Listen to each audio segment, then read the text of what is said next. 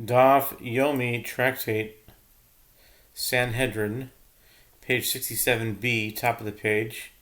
It was in the middle of an idea that Rabbi Akiva said that he derived the halacha concerning Jews from halacha concerning Jews with regard to whom the verse included many types of death penalties.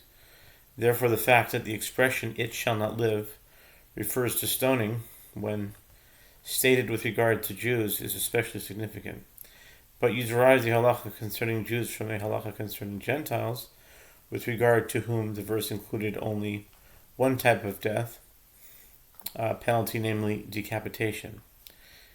Now we're on the top of 67b, Misa Achas, one type of death penalty, decapitation. Since that is the only type of capital punishment that applies to Gentiles, it cannot be derived through a verbal analogy that the same type applies to a Jewish sorcerer.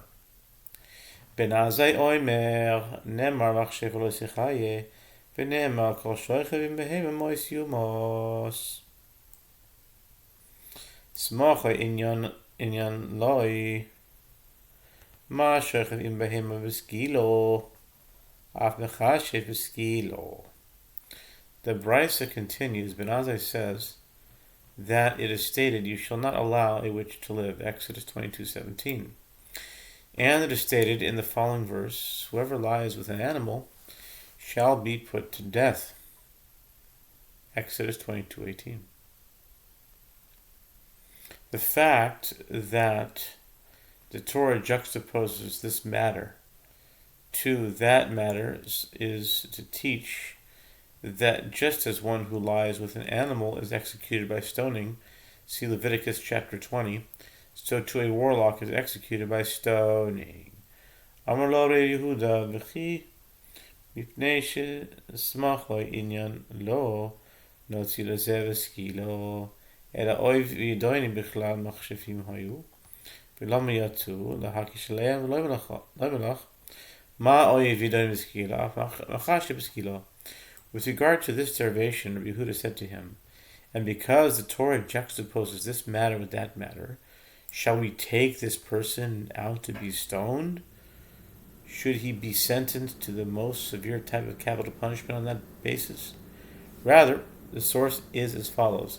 A necromancer and a sorcerer were included in the general category of warlocks.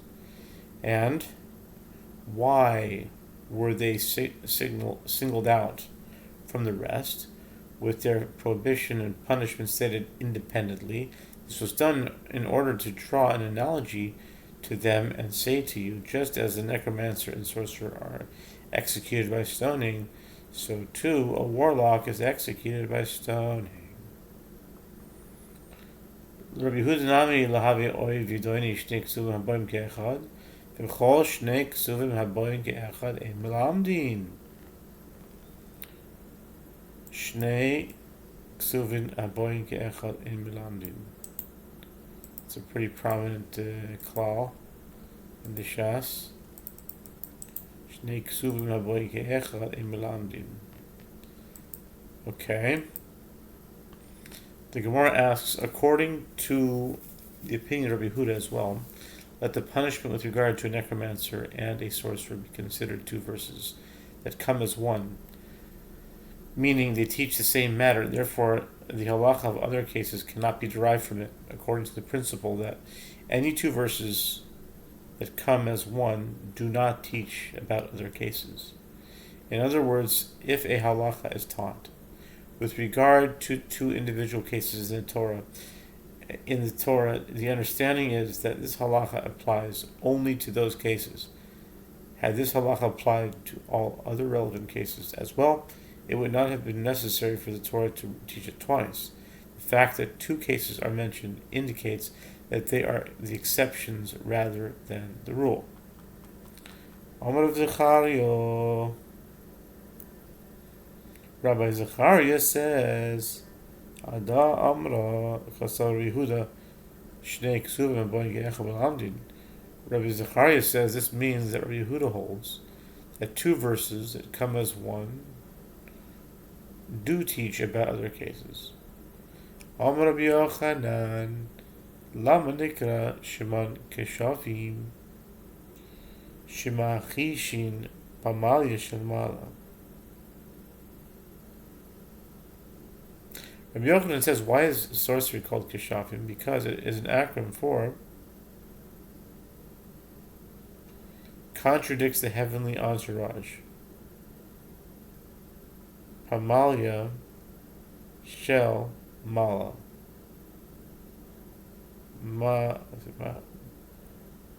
Machishim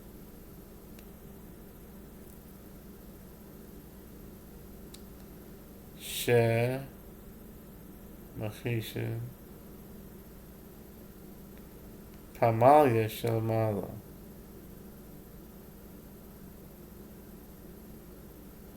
Okay. Sorcery appears to contradict the laws of nature established by God. Ein od milvado, amar Rav Chanina, afilu dvar keshafim. The verse states, to you it was shown, so that you should know that the Lord is God, there is none else besides Him.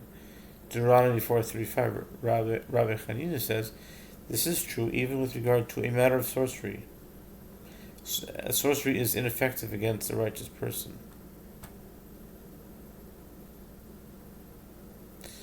Ahidita dahavika mahadra vishkafra mitu techare Rabbi Chanina amrullah im sayat zili avidi en od bilvado ketiv.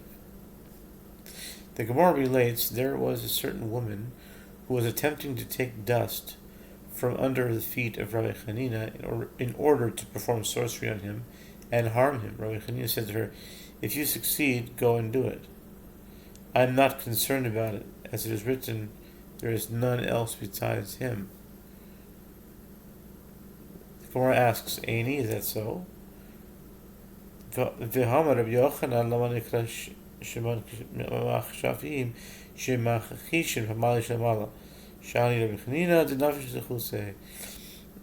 The Gemara asks, is that so? It doesn't Rabbi Yochanan say why are the sorcerers called machshafim? Because it is an acronym for contradicts the heavenly entourage. This indicates that one should be wary of sorcery. The Gemara answers, Rabbi Chanina is different, as his merit is great, and sorcery certainly has no effect on such a righteous person. Okay. Amar Rabbi Abahu, Amar Rabbi Ivo, Bar Nagri, Bar Rabbi Ivo Bar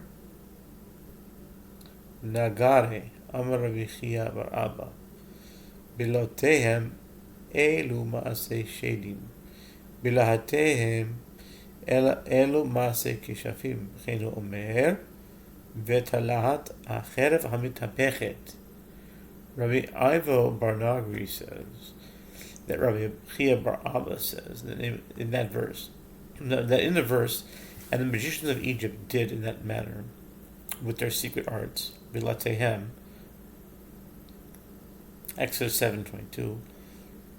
These words are describing acts of employing demons, which are invisible, and their actions are therefore hidden.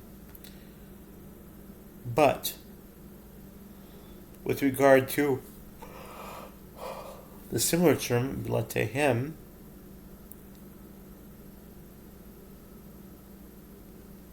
Exodus 7:11, Bilahatehem, like lahat, not Bilatehem, or Bilahatehem. Exodus 7:11, these are acts of sorcery which sorcerers perform themselves without using demons. And likewise it says, and the flaming sword that turned every way, kept them out of the garden. Genesis 3:24, referring to a sword that revolves by itself. Amar Abaye dekapid amna shed velo kapid amna b'kashafim. Abaye says a sorcerer who is particular about using a particular utensil for his sorcery is employing a demon, and one who is not particular about using a certain utensil is performing an act of sorcery.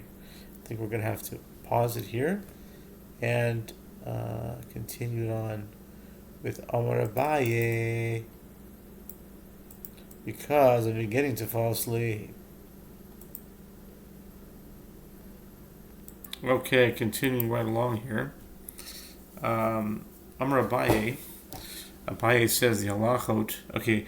Amar Abaye de kapi ramana shade lo kapi ramana kapi. Abaye says a sorcerer who is particular about using a certain utensil of sorcery is employing a demon who is not particular about, and one who is not particular about using a certain utensil is performing an act of sorcery. Okay. Amar Abaye. Hilchos Keshafim Hilchos Shabbos. Yesh mehen beskila v'yesh mehen patur aval asur v'yesh mehen mutar lechatchila. Abaye says the halachot of sorcery are like the halachot of Shabbat in that their actions can be divided into three categories. There are some of them for which one is liable to be executed by stoning, and there are some of them for which one is exempt from punishment by Torah law, but they're prohibited by rabbinic law, and there are some of them that are permitted ab initio, means to begin with.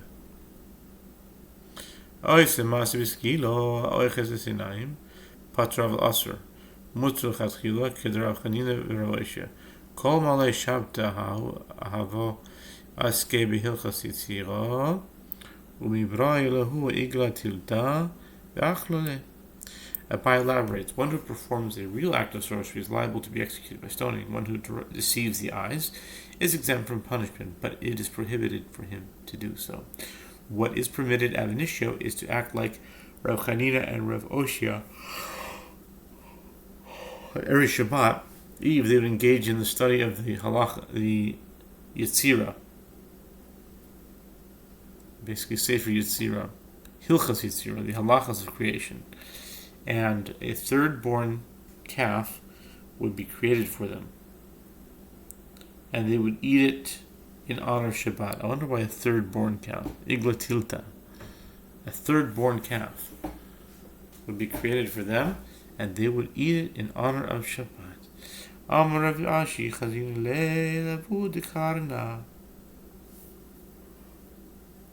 Tidafitz b'shadi keriche desharai minchire. Rav Ashi said, I saw Karna's father perform a magic trick in which he would blow his nose and cast rolls of silk from his nostrils by deceiving the eye. Whoa. That's interesting. V'yomer hachartumim el paro etzba Elohim ki Amar Rabbi Eliezer mikan she'en Hashem yachol livrot priya pachot mikeseora. With regard to the verse, and the magicians said to Pharaoh, this is the finger of God, Exodus 8:15. Rabbi Eliezer says, it is derived from here that a demon cannot create an entity smaller than the size of a barley grain. Consequently, the magicians were not capable of duplicating the plague of lice, and they realized that this was not an act of sorcery, but was performed by God. Rav Papa Amar Ha-Elohim. I don't understand that, actually. This happened before. And if you will just Rav Papa Amar Ha-Elohim, by God. Afilu kegamla nami lo masibre hai mikanef le hai lo mikanef le. They cannot create even an entity as large as a camel. They do not create anything. Rather, they can gather these large animals, leading them from one place to another, but they cannot gather those small animals. Amar le Rav le Rechia le Didi Chazili Ahutaya Shagla Sfira Lif Saf Sira Vigaide Ligamla Vitarafale Vitavla Vikam Amar le Libatar Hachi Dam Uparta Mi havai, ela hahi achizat einaim habe. Rav said to Rabbi Chia, I myself saw a certain Arab who took a sword and sliced a camel and then beat a drum, and the camel rose from the dead. Rabbi Chia said to him, where was the blood and excretion afterward in that practice which flowed from the camel when it was sliced? Rather, since there was none, that was clearly a deception of the eyes and not sorcery. Okay. Ze'iri ikla le'Alexandria shel Mitzrayim. Zavan Chamra. The Gemara relates that Ze'iri happened to come to Alexandria of Egypt. He bought a donkey. It says Zavan Chamra. When he was about to give it water to drink, the magic thawed when the donkey touched the water, and it was revealed that it was not a donkey, and it turned into a plank of a bridge. The ones who sold it to him said to him, if you were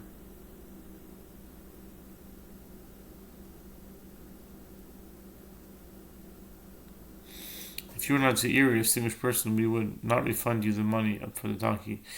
Is there anyone who buys an item here and does not examine it first with water?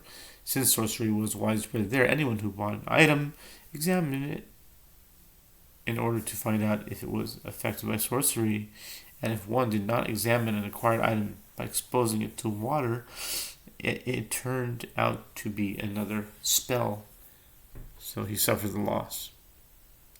Yana ikarahu shpiza amar lahu ashkan maya krivu shesisa chazal kadika marachashan shivase shalaportamina avo akrave amar lahu ana shatayim midichu atunami shte midi ashke have chamra rachba salik leshuka aval Chaverta b'sharala chazir achi v'ka aitita b'shuka.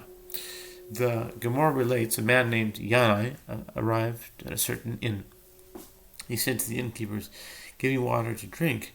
They brought him flour mixed with water. He saw that the lips of the innkeeper woman were moving, and he cast a bit of the drink to the ground, and it turned into scorpions, and he understood the keepers performed sorcery on the drink. Yanai said to them, I drank from yours, you drink from mine. And he also performed sorcery on the drink. He gave it to her to drink, and she turned into a donkey. He rode upon her and went to the marketplace. Her friend came and released her from the sorcery, and the people saw him riding on a woman in the marketplace.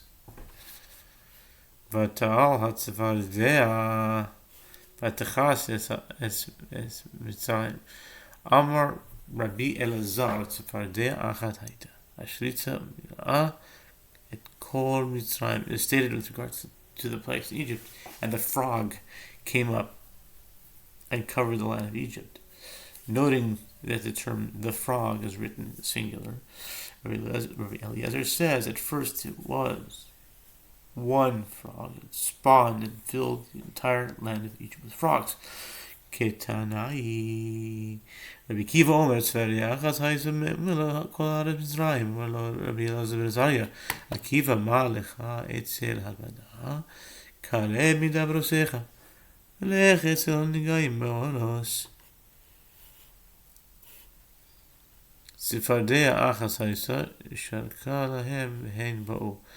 The Gemara comments, this matter is subject to dispute between Tanaim. Rabbi Kiva says it was one frog, and it spawned and filled the entire land of Egypt with frogs. Rabbi Elazar ben Azariah said to him, Akiva, what are you doing occupying yourself with the study of Haggadah? This is not your field of expertise. Take your statements to the tractates of Nagaim and Ohalot. In other words, it is preferable that you teach the halachot of the impurity of leprosy and the impurity imparted in a tent, which are among the most difficult areas of halacha, and we and are within your field of expertise. Rather, in the verse is to be understood as follows: it was one frog, it whistled to the other frogs, and they all came after it.